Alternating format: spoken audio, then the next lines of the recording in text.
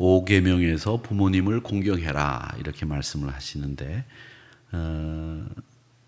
오늘 말씀에 보면 2절에 내 부모를 내 아버지와 어머니를 공경하라.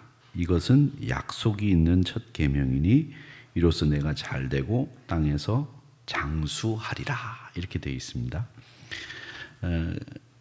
5계명이 부모님을 공경하라 이렇게 되어 있죠. 공경하라. 근데 이 공경하라는 말이 도대체 뭘까? 공경이 뭡니까? 저는 또 이런 생각을 했어요. 공경이 뭐냐 이렇게 생각하면서 부모님을 사랑하라고 왜 하지 않으시고 공경하라고 하셨을까? 공경은 도대체 뭘까? 우리가 한자어를 풀면 공경이라는 말은 경자는 이게 두려워할 경자죠. 경외라는 말도 그렇고요. 근데 이 공경이라는 말은 사실은 딱히 정해놓은 개념은 없습니다. 우리가 공경에 대해서 생각을 어떻게 해야 되느냐, 잘 모신다 이렇게 생각하는데 이 공경이라는 말을 우리가 생각하기 위해서 히브리어 원어를 한번 생각을 해보면 이 히브리어 원어는 카베드라고 하는 말입니다. 카베드. 이게 공경이라는 말의 히브리 말입니다. 카베드. 근데 이 말이 무슨 말이냐면 우리 한국말에는 공경이라고 번역을 했고 영어 성경에 보면 언어라고 해가지고 존경한다 이런 표현으로 번역을 했습니다. 근데 원래 히브리 말이 가지고 있는 카베드라고 하는 말의 뜻은 어떤 뜻이냐면 무겁다라는 뜻이에요. 무겁게 한다 이런 뜻을 가지고 있습니다. 그러니까 부모님을 대하는 자식의 마음을 사랑이라고 표현하기에는 좀 낯간지럽다는 거죠. 내리사랑이라는 말이 있지 않습니까? 자식이 아무리 부모님을 사랑한다고 해도 부모님이 자식을 사랑하는 것에 비교할 수 없을 그런 경우를 우리가 내리사랑 그렇게 얘기를 합니다. 그러니까 이 내리사랑을 저희는 사랑이라고 하는 표현보다는 이 히브리 말 원어 뜻 그대로 무겁게 생각하는 거, 부모님을 아주 무겁게 생각하는 거, 비중 있게 생각하는 거, 그게 카베드라고 하는 말이 가지고 있는 뜻이다. 그러니까 부모님을 무겁게 생각해라. 부모님을 무겁게, 신중하게, 비중 있게 생각해라. 그죠? 왜 나이가 드시면 뒷방 어른이 되면서 그분이 하시는 말씀이나 그분이 하는 행동에 대해서 비중이 줄어들죠. 경제력이 없어지고 건강이 떨어지시니까 비중이 떨어지지만 자녀들에게 성경이 말하는 부모님은 나이가 들어도 경제력이 없어지셔도 그분들을 무겁게 비중 있게 생각해라 라고 하는 것이 성경의 가르침입니다. 그래서 전 무겁게라고 하는 말을 조금 다른 말로 생각하면 책임이라고 생각합니다. 책임, 무거운 책임, 마음의 무게. 부모님을 사랑하는 것에 대해서는 우리가 책임을 져야 된다는 거죠. 그게 이 히브리어 카베드라고 하는 말이 가지고 있는 뜻입니다. 무겁게 해라, 책임 있게 해라, 마음의 무게를 가져라. 이게 1차적인 공경이라는 말이 갖고 있는 뜻입니다. 그러니까 여기 계신 부모님들은 자녀들이 나를 비중 있게, 무게 있게 책임을 다하는 자녀들이 되기를 바라기 위해서 기도하셔야 되겠고, 자녀들도 부모님은 항상 책임을 감당하는 자녀의 도리를 다하는 것이 맞다라는 것이죠. 그러면 이 자녀들은 부모 공경할 때 책임을 지고 마음의 무게를 가져야 되는데 어느 부분에서 책임을 져야 되고 마음의 무게를 가져야 되느냐 하면 제일 첫 번째는 생활 부양의 책임입니다. 우리가 부모님에게 생활을 부양해야 되는 책임을 져야 됩니다. 그런데 부모님이 조금 돈이 있으면 부모님의 것을 어떻게 하면 다 내가 물려받을 수 있을까? 이런 물려받을 것이 있는 부모님, 있는 자녀들끼리는 이 싸움을 주로 하죠. 제가 언젠가 말씀을 드렸죠. 참 목사인 저도 이 부모님이 저한테 제가 장가 갈 때 금반지를 해주셨는데 만약에 제 동생이 장가를 가는데 다이아 반지를 해주셨다. 셈이 나고 기분이 싹 나쁘더라고요. 딸이 시집을 가는데 제 여동생이 시집을 가는데 내가 장가 갈 때 안 해가지고 한 걸 이렇게 해가지고 하니까 기분이 싹 나쁘더라고요. 목사인 저도 실제 그랬습니다. 제가 그렇더라고요. 그러니까 부모님이 하시는 일에 대해서 이 부모님이 가지고 계시면 이 부모님의 것을 우리 자녀들이 어떻게 지혜롭게 그 유산을 받느냐, 그 유산을 정리하는 부분에 있어서 얼마나 많은 싸움과 가족 분란이 일어납니까? 그러니까 믿음의 사람들, 믿음의 자녀들이 이런 부분에 있어서 양보하고 또 혹은 마음 씀씀이를 크게 가지는 것이 좋겠다, 이런 생각을 가집니다. 그래, 나는 살만하니까 동생아 네가 가져라, 이렇게 얘기하는 마음가짐을 우리 그리스도인들도 가지기가 어렵더라라는 거죠. 그래서 우리 이 자녀들은 부모님의 것을 얻는 것보다도 부모님을 잘 부양하는 것, 이게 참 중요한데, 이 부양도 내가 얻을 게 있으니까 부양하는 자식이 있는가 하면 얻을 게 없는데도 부양하는 자식들이 있죠. 근데 얻을 게 없는데도 부양하는 자식이 제대로 효자입니다. 근데 왜 우리가 이런 부양의 책임이 있느냐 하면, 그분이 돈이 있건 없건 간에 부양해야 될 책임이 있는 이유는, 우리 인간은 다른 동물과는 태생이 다릅니다. 말이나 짐승들은요, 태어나자마자 걷습니다. 태어나자마자 걸어요. 그런데 인간은 태어나고 난 뒤 1년이 지나도 제대로 못 걷습니다. 그렇죠? 못 걷습니다. 그리고 그 사이에 누군가 돌봐주지 않으면 우리 인간은 생존 자체가 불가능합니다.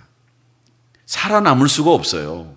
그뿐만 아닙니다. 우리가 말을 제대로 하고 의사표시를 제대로 할 수 있는 데까지는 최소 7년이 걸립니다.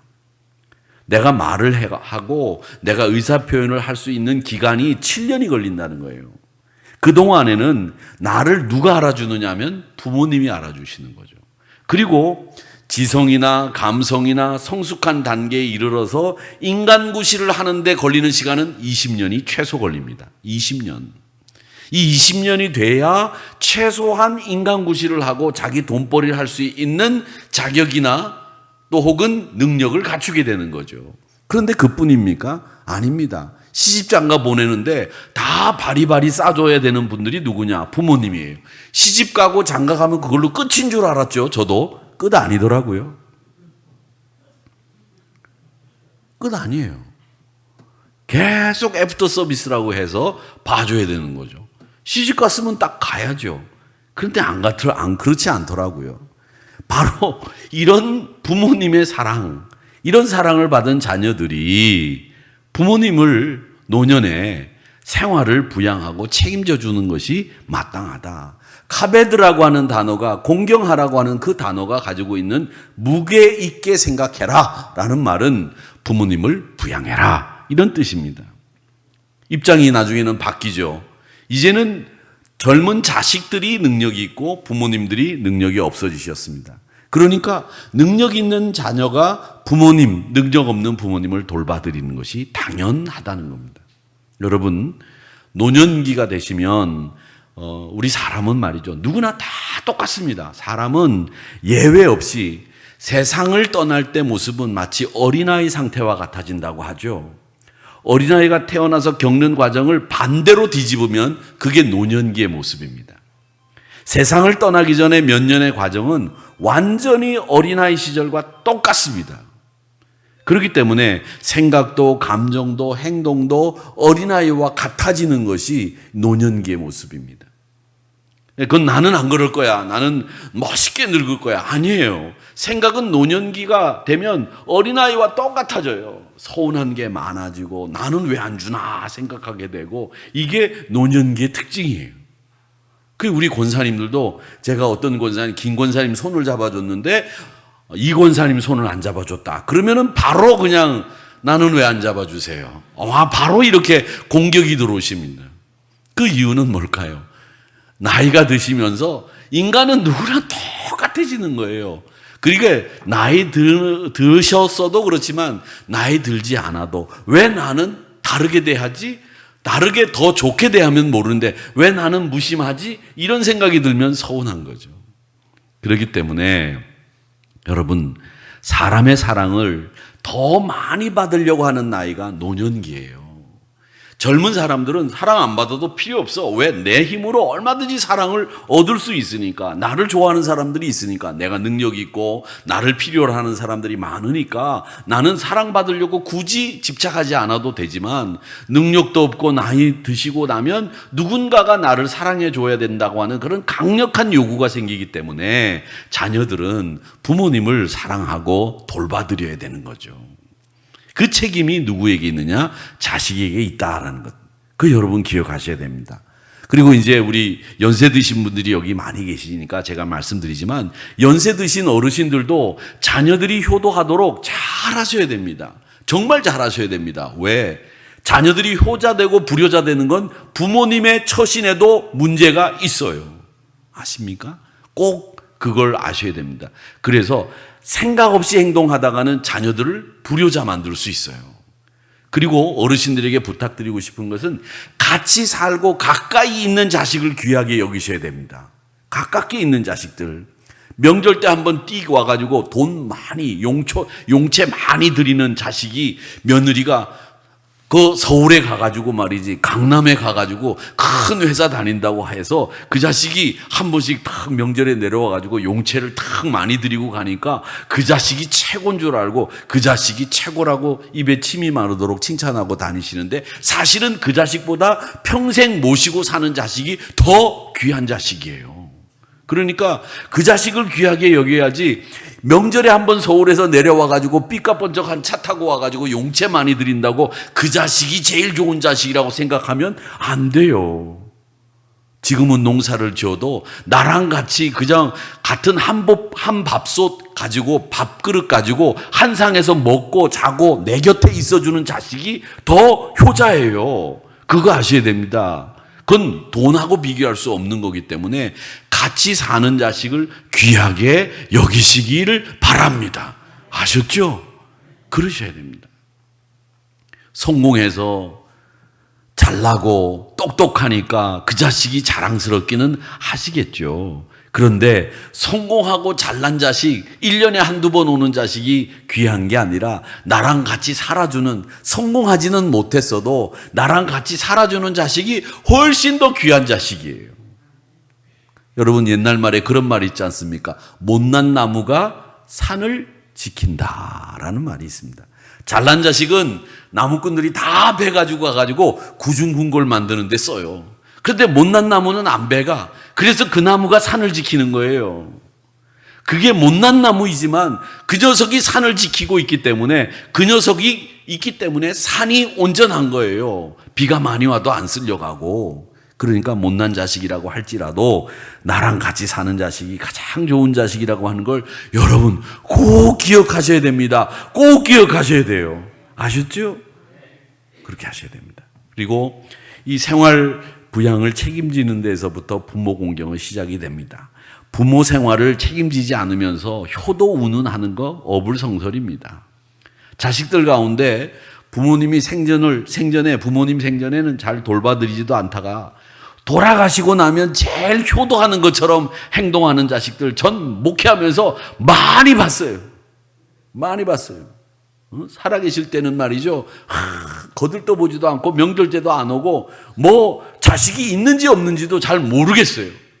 그런데 돌아가시고 나면 와가지고 말이죠, 자기가 생전에 부모님한테 제일 효도한 것처럼 말이지, 관은 이런 거 써야 된다고 그러고, 아이 그거 쓰지 말고 이거 쓰라고 그렇게 제가 얘기하면 아니라고, 우리 어머님 마지막 가시는 길에 잘 모셔야 된다고. 돌아가셔서 잘 모시면 뭐해? 살아있을 때는 1년에 한 번도 안 오던 놈이라고 해서 죄송합니다만은 제가 오늘 욕을 좀 많이 할 겁니다. 이해해 주시기 바랍니다. 살아계셨을 때 한 번도 안 오던 놈이 돌아가시고 난 뒤에 관 이거 써야 된다, 수의 이거 입어야 된다, 뭐 이거 해야 된다, 저거 해야 된다, 이런 얘기하는 거 아무 소용없다는 거죠.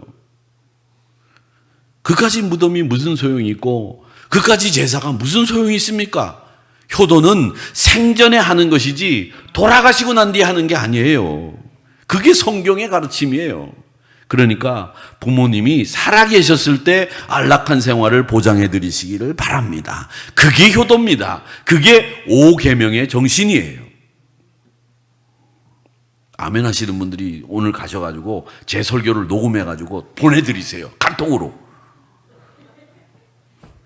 부모공경의 두 번째는 존경과 순종의 책임이 있습니다. 부모님이 기력이 쇠해지시면 부모님은 부모님이기 때문에 존경해드려야 돼요.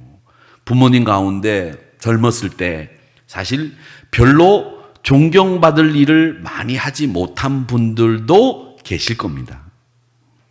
그렇다고 해도 존경받으실 일을 많이 하지 못했어. 그렇다고 하더라도 그 부모님을 공경하지 못하느냐, 안 해야 되느냐? 아닙니다. 제가 전도하려고 하는, 우리 목사들이 전도하려고 하는 유명한 이 광고회사 기획자가 하나 있어요. 근데 그 친구를 만나서 같이 이제 식사를 하는데, 그러는 거예요. 오늘 목사님 같이 식사를 못하고 제가 먼저 가야 되겠습니다. 그래, 빨리 가라고 우리들끼리 식사를 하겠다고 그랬더니, 무슨 날이냐 했더니, 오늘 아버님 생신입니다. 그래서, 그럼 빨리 가야지요. 그랬더니, 아버님 요즘 건강하세요? 예, 건강하십니다. 그러면서 아버님 얘기를 우리가 묻지도 않았는데 쭉 하는 거예요. 뭐라 그러냐? 아버님 때문에 저희 어머님 속 되게 많이 썩으셨습니다. 이 친구가 아주 훤하게 생겼거든요. 아버님도 누구 닮았어요? 김 사장 누구 닮았어요? 했더니 아버님 닮았죠. 김 사장 얼굴이 훤하고 좋아. 예, 우리 아버님이 그렇게 생기셨어요. 키도 크고 호남이 되다가 잘 생기셨다는 거예요. 지금은 늙으셔가지고서 이제 뭐 허리도 굽고 이제 기력도 없으시고 눈도 잘 안 보이는데 젊었을 때 어머님이 아버님 때문에 너무 고생을 하셨대요. 왜 그랬는데 바람 펴서. 얼마나 폈길래 아이고 말도 못합니다. 고개를 절레절레 저어요. 그 잘생기고 그 잘난 남자들 옛날에 첩두는 게 그게 옛날 남자들은 그게 자기 권세 있는 거라고 생각했거든요. 우리나라 문화에서. 그러니까 그렇게 잘나고 돈 있고 부잣집 아들이고 그러니까 당연히 그런 여자들 돕겠지. 그러니까 본부인이 막 고개를 절레절레 저었겠지요. 그런데도 이 자식은 그 아버님 제가 생신인데 잘 모셔야지요. 그러면서 가더라고요. 이 친구는 예수 믿으면 진짜 잘 믿겠다. 이런 생각이 딱 드는 그런 부분이었습니다. 여러분, 예수 안 믿는 사람들도 부모님, 아버님 젊었을 때 참 가정에 풍파를 일으켰던 일들을 많이 하셨지만 그래도 연세 드셨을 때 그분을 존경하는 자식들을 보면서 우리가 감동을 받았어요. 여러분, 부모님들 젊었을 때 존경받지 못할 일들 하신 분들도 계실 줄 알아요. 그런데 그래도 그 부모님이 우리를 낳아주신 것만으로도 자식에게 존경받을 권리가 있습니다. 영화나 또 혹은 드라마 같은 데 보면 부모가 자식들에게 존경받지 못할 일을 해가지고 자식들이 부모를 막 배척하고 큰 소리치고 어머니가 아버지가 나한테 해준 게 뭐 있느냐고 막 그런 소리 치는 게 일상화가 돼가지고 그런 분들은 존경하지 않아도 되는 것처럼 세상이 그렇게 돌아가지만 우리 믿는 사람들은 그렇게 하면 안 돼요. 그렇게 하면 안 됩니다. 그런 사람들은 복받지 못합니다. 제가 오늘 욕을 많이 한다고 그랬는데 그런 새끼들이라고 하는 말도 쓰는 거예요. 그런 자식들은 욕을 얻어먹어야 합니다. 제가 미리 말씀드렸어요. 오늘 욕 많이 한다고 이해하시기 바랍니다. 성경은 근데 저보다 더해요. 저는 욕만 했죠. 성경은 뭐라고 했는지 아십니까? 부모님을 함부로 대하는 자식들에 대해서는 성경은 엄벌에 처하고 있어요. 죽이거나 저주를 해버려요. 성경에서 그거 봐줘라, 용서해줘라 이게 없습니다. 부모에게 잘못한 자식들은 어떻게 했는지 보세요. 출애굽기 21장 15절 말씀에 보면 자기 아버지나 어머니를 치는 자는 반드시 어떻게 하라? 죽이라는 거예요. 욕하라는 것도 아니에요. 죽여버리라는 거예요. 신명기 27장 16절 말씀에 보면 그의 부모를 경홀히 여기는 자는 저주를 받을 것이라 할 것이요 모든 백성들은 어떻게 해라? 아멘 할지니라. 하나님이 강요하셨어요. 아멘 해 이 말이에요. 저주를 받는다는 거예요. 부모에게 잘못하는 자식 저주 받는다. 부모를 치는 자는 죽여라. 이게 성경의 가르침이에요. 욕하는 것 정도가 아니는 거죠. 저주 아니면 죽음이에요. 강제로라도 하나님이 이 아멘을 시키시면서 백성들에게 부모를 경홀히 여기지 말라고 강조하고 계시다는 거예요. 성경을 보면 부부와 관련돼서 책임을 묻는 장면에서는 항상 죽거나 저주입니다. 간단히 처리하지 않으시고 중벌에 처하는 하나님의 대응을 보게 됩니다. 그렇기 때문에 사랑하는 성도 여러분, 부모님 존경하고 그 말씀에 순종하시기를 축원합니다. 그것이 성경이 가르치는 5계명의 모습이에요. 부모님을 존경하면 축복을 받는 게 있습니다. 오늘 보십시오. 3절에 보면 땅에서 장수하리라 그랬습니다. 오늘 우리 에덴 성가대 대원 여러분, 우리 장로님을 비롯해서 장수하시는 거예요. 예전에는 60 노인네들, 제가 처음 목회할 때 60 노인네들 환갑잔치 하러 제가 예배를 드리러 가면 그 60 노인네가 파파 할아버지 할머니예요. 완전히 막 꼬부라져 가지고, 야, 저 나이가 되면 저렇게 되는 거구나. 그랬더니 제가 그 나이가 됐잖아요. 그때는 할머니 할아버지였어요. 근데 지금 우리 권사님들 장로님들 보면 그때 60 노인네들보다 훨씬 더 젊어요. 80이 돼서 90이 돼 가시는데도. 그러니까 얼마나 행복한 거예요. 여러분, 장수하시는 복을 누린 것은 여러분들이 신앙 안에서 부모님에게 공경했기 때문에 그런 줄로 믿습니다. 자녀들도 그렇게 될 줄로 믿습니다. 근데 의사 선생님들이 그런 말 하는 거 저 들은 적이 있어요. 아이, 목사님이니까 병원이 자주 오시죠? 예, 자주 옵니다. 근데 말이죠. 네, 뭐가 그렇습니까? 자식들은 필요 없는 것 같아요. 그래서, 아, 그래, 김 선생은 자식 없습니까? 아니요, 저도 애가 셋이나 있습니다. 오, 많이 낳으셨네. 잘했어요. 그랬더니, 아, 근데 자식 필요 없어요. 왜요? 그랬더니, 부모가 자식이 아파서 막 위중해가지고 응급실에 오면 부모님들은 뭐라 그러냐면 의사를 붙잡고 돈이 얼마가 들어도 좋으니 이 자식을 살려주세요. 고쳐주세요. 그런다는 거예요. 부모님들은. 근데 부모가 아파가지고 자식이 부모님을 모시고 오면 의사한테 물어요. 며칠이나 가시겠어요? 네? 그런다는 거예요. 얼마나 견디시겠어요? 오늘 저녁은 넘기시겠어요? 그런다는 거죠. 그런데 보세요. 우리가 다 그렇게 하잖아요. 저도 그렇게 생각했어요. 부모님이 아프면, 아, 며칠이나 견디실까? 그 목사니까 임종을 많이 받거든요. 임종하는 순간에 벌써 특징들이 나타나거든요. 가래가 끓거나 아니면 허리에 손을 이렇게 넣어보면 허리가 툭 떨어져 있거든요. 그리고 동공이 풀리기 시작하거나 아니면 변을 보거나 돌아가시는 징조죠.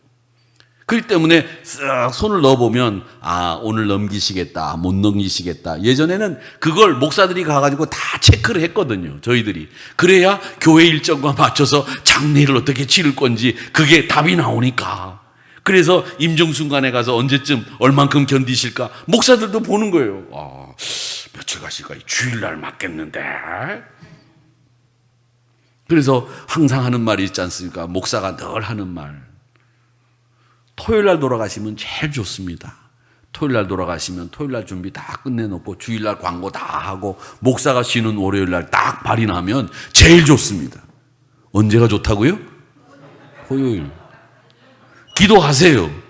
토요일 돌아가면 주일날 광고 딱 하고 월요일날 목사가 쉬는 날, 아무 일정 없는 날 장례식 잘 치를 수 있다. 토요일날, 나는 토요일날 죽게 해 주시옵소서. 하나님, 소천되는 날이 토요일입니다. 그렇게 기도하셔야 돼요. 저는 그 기도를 벌써 오래전부터 했어요. 근데 그 기도가 응답될는지 안 될는지는 모르겠지만 그게 하나님이 정하신 대로 가는 거지 뭐 제가 기도한다고 하나님이 그렇게 하시겠어요? 그런데 그게 제일 좋아요. 주일날 광고 딱 해서 주일날 교인들이 예배드리고 다 와가지고 그냥 보면서, 아이고, 목사님 잘 가셨어요. 얼마나 좋아요. 그렇죠? 여러분, 그렇습니다. 우리 부모님들이 그렇게 어렵고 힘들게 사셨던 부모님들이십니다. 그렇기 때문에 그 부모님들의 삶을 이렇게 보면 말이죠. 얼마나 치열하게 사셨습니까? 얼마나 힘들게 사셨을까요? 그거 우리가 지금 상상할 수 없을 정도로 치열하게 사셨을 거예요. 우리 부모님들을 이렇게 보면 일제시대 때도 보냈고 6.25 전쟁도 치루었고 또 없던 보릿고개도 넘기셨고 경제 성장을 위해서 허리띠 졸라매시고 죽으라고 사신 그런 분들이잖아요. 지금 같은 시대에 살지 않으셨어요. 먹는 거, 입는 거 다 아끼고 절약하고, 예전에는 말이죠, 양말도 구멍이 나면 그거 안에다 전구 넣어가지고 이렇게 꾸매는 게 바른 생활에 나왔었어요. 요즘에는 누가 꼬매서 신습니까? 빵꾸 났으면 버리지. 예전에는 속옷도 말이죠, 고무줄이 터지면 그 고무줄 동대문 시장에 가가지고 까만색 고무줄 핀에다가 꼽아가지고 그거 넣어가지고 하셨잖아요. 안 하신 분들 계세요? 저도 하고 있는데 다 하셨잖아요. 그렇게 살았어요, 우리. 근데 지금 우리 살 만큼 사는 거 아닙니까? 제가 학교 다닐 때만 해도 도시락에다가 계란 후라이 하나 얹어놓고, 그 미국 아이들 먹는 이유식병이 김치 안 새니까 그 아이들 얼굴 이렇게 웃는 데다가 김치 넣어가지고 가가지고 그거 먹는 게 일이었어요. 그렇게 못 살았어요. 그 못 살던 시절 우리 부모님은 우리를 공부시키고 키우려고 얼마나 애를 쓰셨는지 몰라요. 수학여행 가려면 수학여행비 내는 것조차도 힘든데 그 수학여행 보내려고 어머님들이 용돈 모아가지고 수학여행비 마련하고 말. 그렇게 키우셨다고요. 그런 부모님들을 공경하는 게 마땅하다. 82세 된 노인이 45살 먹은 아들과 이제 거실에 이렇게 앉아 있는데 따뜻한 해가 이렇게 들어오니까 이제 아들하고 이제 둘이 얘기를 나눕니다. 아들도 이제 45살 먹었으니까 먹을 만치 먹었죠. 이제 아버님은 82이니까 이젠 인생의 황혼기를 보내고 계십니다. 마침 이 창가에 이렇게 나무가 한 그루 이렇게 있는데 까마귀 한 마리가 이 창가에 나무에 탁 앉았어요. 노인이, 아버지가 아들에게 묻습니다. 야, 저게 뭐냐? 그랬더니 아들이, 아버지, 까마귀예요. 그래? 알았다. 조금 있다가 다시 아버지가 아들에게 묻습니다. 야, 아들아, 저 나무에 앉은 게 뭐냐? 까마귀예요, 아버지. 조금 목소리가 커졌죠. 조금 있다가 다시 아버지가 아들에게, 야, 저 나무에 앉은 게 뭐냐? 아들. 까마귀라니까요, 아버지. 더 커졌어요, 목소리가. 조금 뒤에 아버지가 또 묻습니다. 저게 뭐냐? 아들이 짜증이 났습니다. 그때는 어떻게 했냐? 글쎄, 까마귀라니까요, 아버지. 이렇게 답을 했습니다. 아들의 음성에는 이제 노기까지 느껴집니다. 짜증도 섞였고요.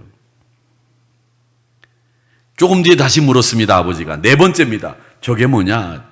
아들이 그만 화가 폭발했어요. 큰 소리로, 아버지, 까마귀라고요. 까마귀. 까마귀 아세요? 까마귀. 이거 말도 이해가 안 되세요? 까마귀. 왜 자꾸 같은 질문을 반복하세요? 까마귀! 그러자 아버지가 탁 일어나셔서 방에 들어가서 오래된 아버지 일기장을 들고 나오셨습니다. 그리고는 펴서 아들에게 읽어보라고 했습니다. 아들이 읽었습니다. 거기에는 45살 먹은 아들이 3살 때 이야기가 적혀 있었습니다. 그 일기 내용이 이렇습니다. 오늘은 까마귀 한 마리가 창가에 날아와 앉았다. 어린 아들은 저게 뭐야? 물었다. 나는 까마귀라고 대답해 주었다. 근데 아들은 연거푸 저게 뭐야? 저게 뭐야를 23번을 똑같이 물었다. 나는 귀여운 아들을 안아주며 끝까지 다정하게 대답해 줬다. 까마귀야, 까마귀. 아들에게 사랑을 준다는 게 너무 기뻤다. 이게 45살 먹은 아들이 3살 때 적어놓은 아버지의 일기장 내용이었습니다. 부모님은 끝까지 까마귀라고 23번을 연거푸 물어도 대답해주는 부모님이셨다는 거죠. 끝까지 사랑해 주신다는 거죠. 근데 자식은 4번 물었는데 까마귀예요. 이렇게 대답을 했다는 거죠. 출애굽기 20장 12절 말씀에 또 오늘 에베소서 6장 3절 말씀에 보면 내가 준 땅에서 내 생명이 길리라 장수하리라. 신명기 5장 16절에서도 내 생명이 길고 복을 누리리라. 그렇게 말씀하셨습니다. 이건 하나님의 약속 있는 계명이라고 분명히 말씀했습니다. 6장 2절 에베소서 6장 2절에 약속 있는 첫 계명이다. 그러니 이 첫 계명 내가 너에게 말해준다. 부모를 공경해라. 그러면 네가 땅에서 잘 되고 이 땅에서 장수한다. 이렇게 분명하게 말씀해 주셨다는 겁니다. 장수라고 하는 것은 자신이 당대에 오래 사는 것도 의미합니다. 그런데 긴 수명만을 의미하는 게 아니에요. 왜냐하면 고통 속에서, 불행 속에서, 감옥에서 만약에 오래 사는 게 복이라고 한다면 그럼 복이라고 할 수 없죠. 참 만족과 기쁨과 평강이 넘치는 가운데 오래 사는 장수, 은혜와 평강 속에서 하나님이 주신 수명을 다하는 것이 장수입니다. 내가 하나님 앞에 기쁨을 누리면서 정말 마음껏 행복하게 오래 사는 게 진짜 장수죠. 그 말로 벽에 머치래 가면서 사는 장수가 무슨 소용이 있겠어요? 그러니까 여러분, 약속 있는 첫 계명 장수하리라고 하는 말씀은 여러분들이 오랫동안 하나님이 주신 기쁨과 만족 속에서 하나님이 주시는 샬롬 가운데 건강하게 오래 사신다는 약속 있는 첫 계명이 바로 부모 공경의 계명이라는 겁니다. 효자는 저는 장수하는 게 당연하다고 생각합니다. 왜? 마음이 착하거든요. 부모에게 불효한 자는 마음이 악해서 명대로 못 삽니다. 지가 마음을 악하게 쓰는데 명대로 살겠습니까? 효자 두신 여러분 축하드립니다. 효자 두신 우리 한우리교회 장로님, 권사님들 복 많이 받으신 분들입니다. 여러분의 자녀가 이 땅에서 장수하고 잘 되는 약속 있는 첫 계명의 주인공들이 다 되시기를 바랍니다. 여러분들이 약속 있는 첫 계명의 주인공들이 되셨으니까 여러분의 자녀들도 그렇게 되셔야 됩니다.